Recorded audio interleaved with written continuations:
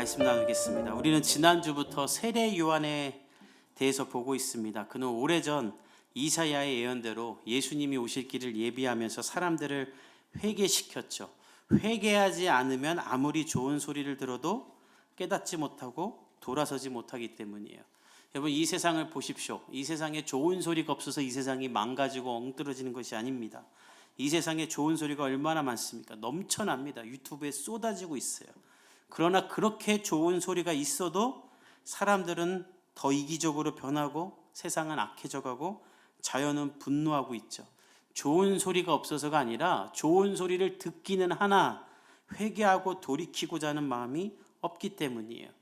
그래서 예수님도 말씀하신 겁니다. 아무리 말씀이 선포되고 좋은 말이 있어도 똑같은 씨가 뿌려져도 좋은 밭에 뿌려져야 뿌리를 내리고 잎사귀가 자라서 열매를 맺는 것처럼 너의 마음이 좋은 밭, 즉 회개함으로 마음이 기경되지 않으면 아무리 좋은 소리를 들어도 아무 열매가 일어나지 않는다는 거예요. 그러나 그럼에도 불구하고 인간은 회개하지 않습니다. 여러분, 특히 중독에 빠진 사람들 보십시오. 뭐 게임 중독이든지 마약 중독이든지 본인이 중독인 거 다 알아요. 그 지금 내가 하는 행위가 무의미하고 무가치하고 그저 시간 때우는 거 알아요. 도박 중독인 사람들, 우리 가정 나 때문에 파탄 나는 거 알아요. 그 시간에 성경 보고 기도하는 것이 내 인생에 훨씬 유익한 거 압니다. 그러나 회개하려고 하지 않아요. 변하지 않아요. 그냥 그 즐기려고 해요. 제가 캐나다에 있을 때 중고등부 사역을 할 때 아이들 집에 신방을 가면 컴퓨터가 있어요. 컴퓨터 하단에 숫자가 떠요. 이거 뭐냐? 그럼 엄마가 한국에서 컴퓨터 몇 시간 하는지 체킹하고 있는 거예요. 근데 그 아이가 그 말 한 다음에 저한테 이렇게 얘기했어요. 선교사님, 근데 이거 다 써도 엄마 모르게 제가 컴퓨터 얼마든지 할 수 있습니다. 유학을 와서 그 넓은 세상에 와서 게임에 빠져 있고 또 엄마는 유학을 보내놓고도 그 아이를 믿지 못해서 통제하려고 수고하고 있는 거예요. 이 얼마나 허사스러운 일들입니까?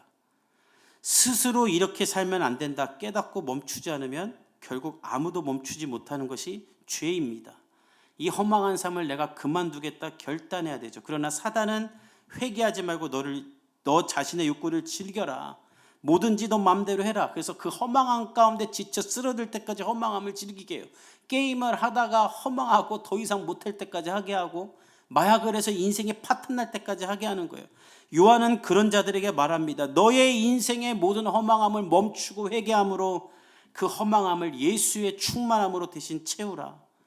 회개하여 빈 공간을 만들어라. 그래야 예수님이 들어올 수 있다라고 말하는 거예요. 저는 오늘 이 예배 가운데 여러분이 먼저 여러분 안에 예수님이 들어올 수 있는 빈 공간을 회개하면서 만들 수 있기를 간절히 바랍니다. 무리는 예수님의 요한의 그 말에 회개하기 시작해요. 그러자 요한도 복음을 전하는데 우리 18절을 읽어봅시다. 시작. 또 그 밖에 여러 가지로 권하여 사람들은 회개하기 시작합니다. 그러자 요한은 여러 가지로 권하며 좋은 소식을 전해요. 이 좋은 소식은 복음을 전했다, 권면하다, 위로했다는 말로 회개하는 자들, 처음에는 이 독사의 자식들이라고 회개하라고 했지만 사람들이 회개하자 이제 그들에게 하나님의 사랑과 복음을 전했다라는 거예요. 그러니까 이게 영적인 원리인데 언제 내 안에 예수 그리스도의 사랑과 복음이 들어오는가? 먼저 하나님 앞에 회개할 때라는 거예요. 그러니까 여러분, 예배를 드려도 회개하지 않은 사람이 듣는 설교는 그저 교훈이고 인생 사는 법이고 복받는 비결이고 종교적 교리일 뿐입니다. 회개하지 않고 교회를 다니면 그냥 교회는 나쁜 짓 하지 말라는 윤리나 도덕을 가리키는 종교일 뿐이고, 회개하지 않고 교회에서 좋은 일 하면 그냥 NGO 단체 가서 봉사하는 것이랑 똑같은 거예요. 교회는 회개가 전제돼야 됩니다. 교회는 어떤 곳인가? 하나님 앞에 나는 죄인이며 구원받을 수 없는 존재다. 나는 구제불능입니다라는 고백을 하는 곳이에요. 나는 내 힘으로 온전할 수 없고 비관하지 않을 수 없고 죄를 이길 힘이 없다고 고백하는 곳이 교회입니다. 그 고백을 하기 시작하면 이 죄악의 끝에서 나를 구원하신 예수님을 바라볼 수 있게 되고, 나를 구원하기 위해 십자가에 달려 죽으신 예수의 보혈을 경험하며 구원의 확신을 갖게 되는 것. 그래서 그 예수님을 붙잡고 이 세상 가운데 하나님께 영광 돌리며 세상을 변화시키며 사랑하게 되는 것이 교회며 성도인 것이죠. 이 모든 것의 시작을 일으킨 것이 회개라는 거예요. 그래서 교회 와서 처음에 회개 기도를 하는 건데, 안타까운 것은 한국 교회가 이 회개를 잃어버렸어요. 회개하라 그러면 성도들이 싫어요. 회개는 공식이에요. 그냥 와서 주님 한 주간 잘못 살았습니다, 아멘 이러면 회개라고 퉁치고 끝내는 거예요. 왜냐하면 목사가 맨날 세례요한처럼 회개하라 그러면 장사가 안 되거든요. 그런 교회 사람들이 안 와요. 이 포스트 모더니즘 사회, 너도 좋고 나도 좋고 다 옳다, 세상에 죄는 없다라고 말하는 이 세상 가운데 회개하라 그러면 누가 옵니까? 그러니까 맨날 당신은 사랑받기 위해 태어난 사람 불러주고 연예인들 불러서 즐겁게 하고 기쁘게 하고 그런 교회를 만드는 것이죠. 요한처럼 독사의 자식들아 회개하라, 가진 것을 나누라, 정직하게 살면서 의를 행하라라고 하면 목사 너나 똑바로 해라, 교회나 똑바로 해라 그러지 회개하지 않는 세상이 되어버렸어요. 그 결과 이 세상 가운데 복음이 들어오지 않는 거예요. 왜냐하면 회개하지 않으니까. 예수의 말씀도 좋은 소리로 듣고 흘러가는 거예요. 사랑하는 성도 여러분, 요한이 말하는 회개의 핵심은 나쁜 짓 하지 말라가 아니라 내가 죄인임을 하나님 앞에 고백함으로 복음이 내 안에 들어올 수 있는 상태를 만들라는 것입니다. 존 파이퍼 목사님은 이런 말씀하셨어요. 아이들에게 나쁜 짓을 하지 말라고만 가르치지 말라. 그냥 아이에게 너는 죄인이다, 나쁜 존재임을 가르치라는 거예요. 세상 사람들은 아이들에게 그런 말을 하면 안 된다고 말하지만 아니다라는 거예요. 저도 저희 아이들에게 항상 얘기합니다. 넌 죄인이다, 아빠도 죄인이고 우린 다 죄인이다. 죄를 안 져야 되지만 죄를 지을 수밖에 없는 사람들이다. 그래서 우리에겐 예수님이 필요하다는 것을 가리키죠. 존 파이퍼 목사님은 말해요. 스스로가 나는 죄인입니다, 나는 구제불능입니다, 나는 악인 중에 악인입니다 라고 고백하며 쓰레기 아래 바닥까지 내려가라는 거예요. 이건 자기를 비하라는 게 아니라 자기를 즉시하며 내 부족함을 보라라는 거예요. 내 죄성을 보라라는 거예요. 그렇게 쓰레기 바닥 아래까지 내려가면 그 아래 흐르는 예수의 보혈을 경험하게 된다는 것이죠. 이 세상 사람들은, 특히 한국교회 사람들은 쓰레기 아래에 보혈이 흐르고 있음을 깨닫지 못하고 예수님 앞에 회개하지 않고 화려함 위에 예수님의 능력이 있는 줄 알고 자꾸 더 높아지고 화려해지려고 한다는 거예요. 저는 2025년에 저와 여러분이 하나님 앞에서 처절하게 회개하는 시간이 있기를 원합니다. 그리고 그 시간을 통해 이 예배 가운데 복음을 경험하기를 원합니다. 여러분, 세상 앞에서 절망하지 말고 하나님 앞에서 죄인인 나를 발견하고 절망하세요. 그러면 그런 나를 구원하신 예수 그리스도의 보혈의 능력으로 말미암아 내가 회복되게 됩니다. 지금 우리나라가 소망이 없는 이유도 여기 있어요. 국가 지도자들 보십시오. 뭐 누구든지 간에, 야당이고 여당인지 간에 전부 다 내 잘못입니다, 내가 회개해야 됩니다라고 말해야 되는데 오히려 지들이 화를 내고 앉아 있어요. 회개해야 될 사람들이 분노하고 있어요. 예수가 없으니까 내가 죄인인 줄 몰라요. 왜 집에서 세상이 문제다, 엄마가 문제다, 부모 잘못 만났다, 자식이 잘못이다 하는지 아세요? 회개하지 않으니까 내가 문제인 줄 몰라요. 오늘 본문에도 그런 사람이 나오는데 바로 헤롯 대왕이에요. 우리 19절에서 20절을 읽어봅시다. 시작. 분봉한 헤롯은 헤로디아의 일과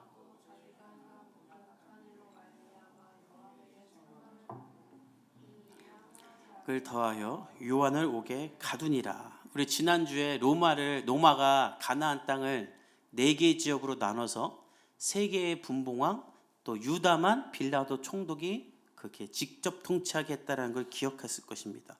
오늘 본문에 나오는 19절 분봉한 헤롯은 갈릴리 지역을 통치하던 헤롯 안디바를 말하는데, 이 헤롯 안디바가 다른 분봉왕이 헤롯 빌립의 아내 헤로디아를 뺏은 거예요.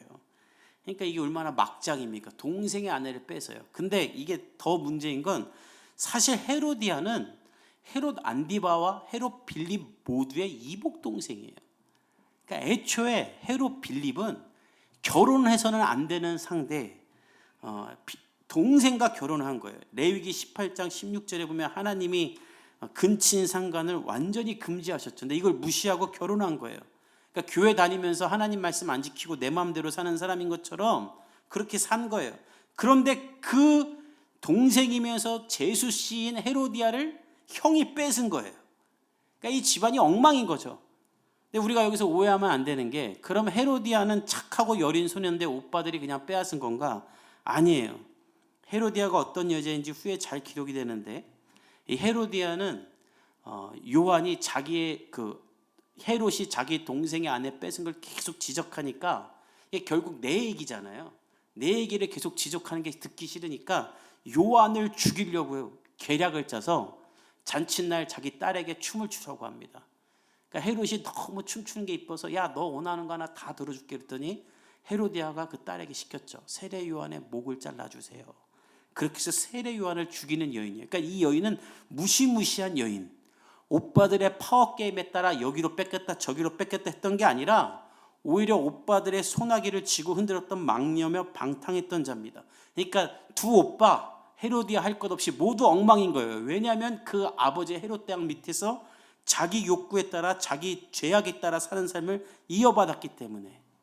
근데 문제는 이렇게 죄악의 향연을 행하는데도 아무도 지적을 안 하는 거예요. 예루살렘에는 대제사장 2명이나 있었고 율법과 정통을 강조하는 종교 지도자들이 있었는데 아무도 이 잘못을 지적하지 않아요. 동생하고 결혼하는데 그 잘못됐다라고도 말하지 않아요. 왜냐하면 그러면 죽을 수 있으니까. 그러니까 다시 말하면 이 사회가 하나님의 말씀보다 헤롯이 위에 있었다라는 거예요. 근데 이런 시대에 헤롯은 가감없이 그 죄를 지적합니다. 왜냐하면 이걸 내버려뒀다가는 헤롯으로 말미암아 그 사회가 다 망가지기 때문에. 여러분, 제가 왜 맨날 여기서 뭐 누가 알아주지도 않는데 동성애자들이 판치는 세상이 되면 안 된다라는 말을 왜 항상 하는지 아세요? 이것을 여러분들이 듣고 여러분들도 주변에 말하지 않으면 이 사회가 이것을 정확하게 그냥 자연스럽게 받아들이기 때문입니다. 지난주에 우연히 봤는데 홍석천이라는 그 연예인이 무슨 뭐 유튜브인가 봐요. 지나가다가 이쁜 여자 학생을 봐요. 야, 너 참 이쁘다. 그러면서 이렇게 말해. 너 누구 닮았니? 그러니까 여자애가 아빠 닮았다고. 야, 아빠 이쁘다. 아빠 잘생겼구나. 아빠 몇 살이니? 몇 살이래요. 야, 나보다 2살 많네. 야, 나랑 딱이다. 아빠 이혼 안 했니? 이래요. 근데 그걸 듣고 다 웃어요. 제가 그걸 보고 세상이 그냥 망하는 게 아니구나. 아무리 유튜브라고 해도 어떻게 이런 말 할 수 있을까? 계속 자기가 동성애자고 그런 걸 노출하다 보니까 사람들이 이제 홍석천이 그러는 건 당연하게 받아들이고 인정하고 홍석천이 하는 말에는 그냥 웃기 시작한 거예요. 이거 그냥 내버려 두면 이제 이게 우리 사회에 다 스며듭니다. 벌써 이미 스며들고 있죠. 매주 동성애자들이 TV쇼 풀에 나와서 자기 이야기해요. 요한은 이걸 끊고자 헤롯으로 인해 무분별함이 사회에 퍼지지 않도록 말씀은 당연히 안 지켜도 되고 풍조가 스며들지 않도록 헤롯의 죄를 지적한 거예요. 어차피 그러기 위해 기득권을 버렸기 때문에 무섭지 않은 것이죠. 그런데 헤롯은 이 말을 듣고 회개하기는커녕 오히려 요한을 옥에 가둡니다. 우리 20절 보면 그 위에 한 가지 악을 더하여 요한을 옥에 가뒀다라고 하죠. 잘못을 해놓고 그 위에 죄를 하나 더해서 요한을 옥에 가뒀다라는 거예요. 어디에 가뒀는가? 유대 역사가 요세푸스의 기록에 의하면 베레아 지역에 있던 마카 또는 마케루스라는 성 안에 가뒀을 것이라고 하는데 10년 전부터 고고학자들이 이 헤롯이 지은 성들을 많이 발견을 했어요. 너무 많대요. 그래서 헤롯을 건축자다라고 말할 정도로 뭐 여름 병장 뭐 무슨 별장 해가지고 요한이 자기 죄를 사람들 앞에 계속 지적하니까 아무도 요한의 말을 못 듣도록 산 깊은 곳에 있는 별장에다 가둬둔 거예요. 근데 중요한 건 죽이면 되는데 왜 죽이진 않고 가둬놨을까? 헤로디아는 요한을 너무너무 죽이고 싶어 하거든요. 근데 헤롯은 안 죽여요. 왜 안 죽이냐면 마가복음에 이런 말씀이 나와요. 우리 자막을 통해 읽어봅시다. 마가복음 6장 19절에서 20절입니다. 시작. 헤로디아가 요한을 원수로 여겨 죽이고자 하였으되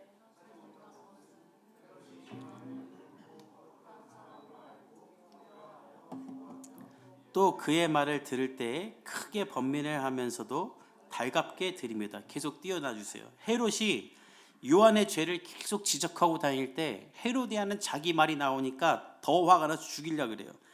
그런데 헤롯은 요한을 죽이지 않고 오히려 두려워하고 보호했다 그래요. 20절 보세요. 헤롯이 요한을 의롭고 거룩한 사람으로 알고 두려워하며 보호했다. 그가 나의 지적할 때 그는 들었다. 번민하면서도 달갑게 들었다. 그러니까 이걸 정리하면 이게 무슨 말이냐면 요한이 일단 나를 지적하면 화가 나요. 처음에 그런 사람들 있죠. 잘못하면 일단 화부터 내요. 저게 나한테 뭐라고 하네. 내가 뭘 잘못했는지 생각 안 해. 아이씨, 저게 나한테 뭐라고 하네. 그리고 시간이 좀 지나면 요한 말이 맞아. 아, 내가 잘못했던구나. 근데 그러면 돌이켜야 되는데 돌이키진 않아요.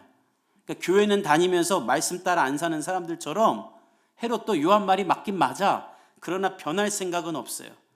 그래서 요한을 죽이지도 못하고 요한 말을 듣지도 못하고 가둬두고 어쩔 줄 모르는 상태로 쭉 가는 거죠. 근데 여러분, 이게 우리의 모습일 수 있다라는 거예요. 전 여러분이 오늘 여러분 자신을 돌아보기 원합니다. 나는 헤롯이 아닌가? 교회 와서 말씀 들으면 목사님 말씀대로 살아야 되는 거 알아요. 그러나 적용은 하나도 안 해요. 왜냐하면 그러기엔 내 본능을 너무 많이 포기해야 돼. 그러기엔 내 현실 때문에 안 돼.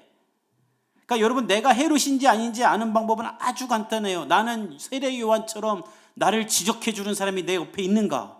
아니면 없는가? 아내나 남편 말고. 어떤 사람한테 묻더니 내 멘토는 아내라 그러던데 그건 정신 나간 소리예요. 여러분, 아내나 남편은 멘토가 아닙니다. 아내는 아내고 남편은 남편이에요. 그거 말고 나의 옆에 세례 요한처럼 나에게 직언을 해주는 사람이 있는가? 내 잘못을 말해주는 사람이 있는가? 내가 하나님의 뜻대로 살지 않을 때 너 이거 잘못됐다라고 말해주는 사람이 있는가? 없는가? 만약 없다면 여러분이 없앤 겁니다.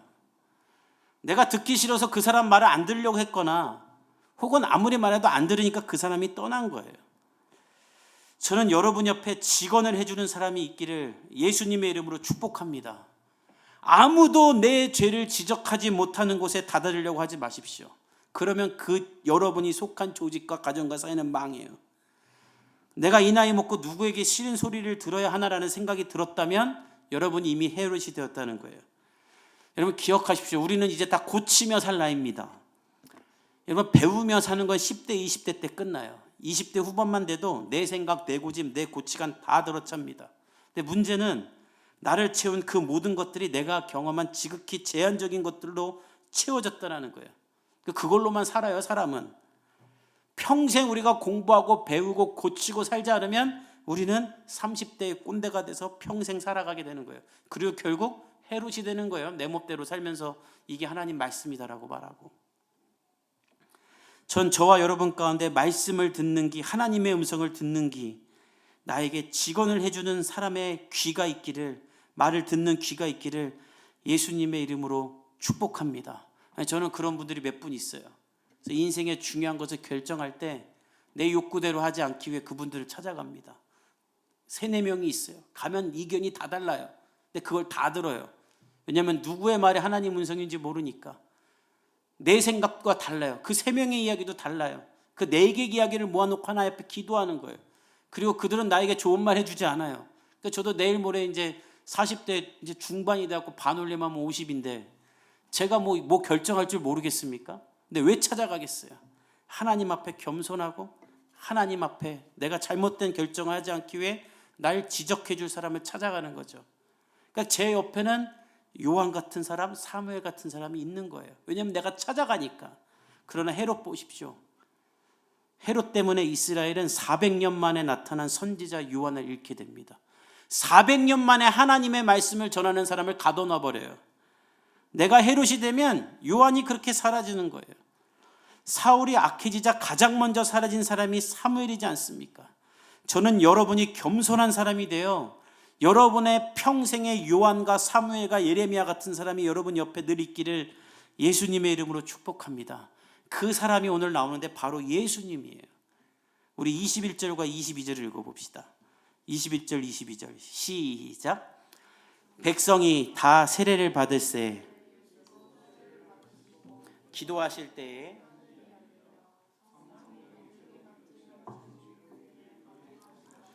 하늘로부터 소리가 나기를 너는 내 사랑하는 아들이라 내가 너를 기뻐하노라 하시니라. 오늘 이 본문은 요한이 헤롯에게 잡히기 전인데 요한이 광야에서 말씀을 전하고 사람들이 나오자 요단강으로 데리고 가죠. 그리고 세례를 막 줘요. 근데 그때 예수님도 세례를 받기 위해 요한에게 나와요. 근데 요한은 이걸 보고 깜짝 놀랍니다. 아니 예수님이 나에게 세례를 받는다니 이건 말이 안 된다. 내가 예수님에게 세례를 받아야지. 그래서 거절을 하는데 더 자세히 나온 본문이 마태복음 3장 14절과 15절이에요. 우리 한번 자막을 통해 읽어봅시다. 시작. 요한이 말려 이르되 여기서 잠깐 수도. 자, 예수님이 세례를 받으려고 하자 요한이 어떻게 했다 그래요? 말렸다라는 거예요. 원문을 보면 방해하다, 가로막다는 뜻으로 안 된다는 거예요. 왜 막았냐면 세례는 죄인이 받는 겁니다. 나는 죄인입니다. 내 안에 죄가 있습니다. 이 죄를 죽이고 이제 하나님의 사람으로 다시 태어나겠습니다라고 받는 게 세례죠. 이 예수님은 죄가 없잖아요. 이미 하나님의 아들이에요. 그런데 세례를 받는다면 이건 예수님 스스로가 나는 죄인입니다라고 인정하게 되는 거예요. 그래서 요한은 예수님 당신이 세례를 받으면 안 됩니다. 당신이 세례를 받으면 우리와 같은 죄인이란 뜻입니다라고 완강하게 거절하면 안 된다라고 하는데 예수님이 어떻게 말하냐면 15절을 읽어봅시다. 시작. 예수께서 대답하여 이시되 이제 허락하다. 이 허락하다가 원문을 보면 포기하라는 거예요. 야, 너 무슨 말을 하는지 내가 아는데 근데 네가 포기해라. 왜냐하면 내가 온 인류를 위해 십자가를 지러 이 땅에 온 건 네가 잘 알지 않냐? 나는 이 세례를 받음으로 온 인류를 대표해 모든 죄를 짊어지고 죽는 죄인들의 대표가 되길 원한다. 그렇게 해서 모든 일을 이루기 원한다. 이제 허락하라. 우리가 이와 같이 하여 모든 일을 이루는 것이 합당하니라 하는 거예요. 요한은 이 말을 알아들어요. 아, 예수님이 모든 죄인의 대표가 되기 위해 세례를 받는구나. 그리고 모든 죄를 뒤집어쓰고 십자가에 죽음으로 말미암아 이 땅 가운데 은혜를 이루기 위해 하시는구나. 요한은 그래서 세례를 베풀어요. 그러자 어떤 일이 일어나는가? 하늘이 열리며 성령이 비둘기 같은 형체로 그 위에 강림하시고 하늘로부터 소리가 나기를 이는 내 사랑하는 아들이라 내가 너를 기뻐하노라는 하나님의 음성이 들리는 거예요. 살아가는 성도 여러분, 전 여러분이 이 예수님처럼 살아가는 성도들이 되기를 간절히 축복합니다. 우리나라 정치인들 중에 이 예수님을 따라 행하는 사람 20명만 있어도 우리나라 지금 회복될 수 있어요. 내가 잘못했습니다.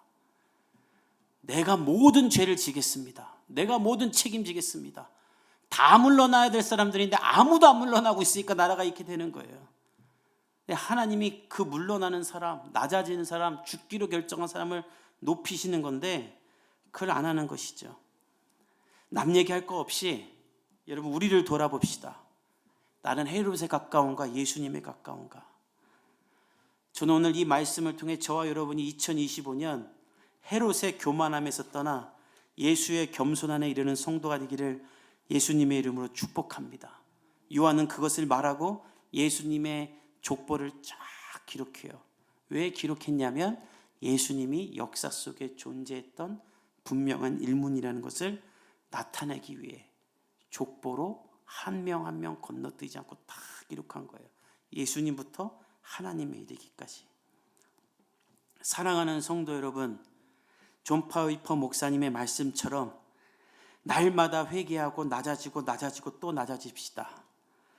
그러면 하나님으로부터 죄인이라고 자기 스스로를 고백하며 세례를 받기 위해 낮아지신 예수님, 하나님으로부터 죄인 중에 대표가 되는 그 쓰레기 아래까지 낮아지신 예수님이 나를 만나주시고 주의 보혈로 나를 정결케 하시고 여러분을 예수님의 능력으로 한계를 뛰어넘게 하실 줄 믿습니다.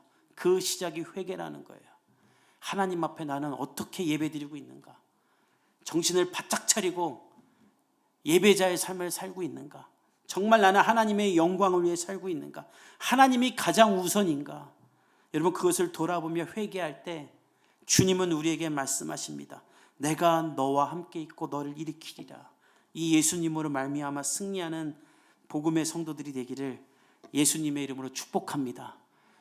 분노하는 자가 아니라 회개하는 자들이 되기를 간절히 바랍니다. 우리 함께 기도하겠습니다.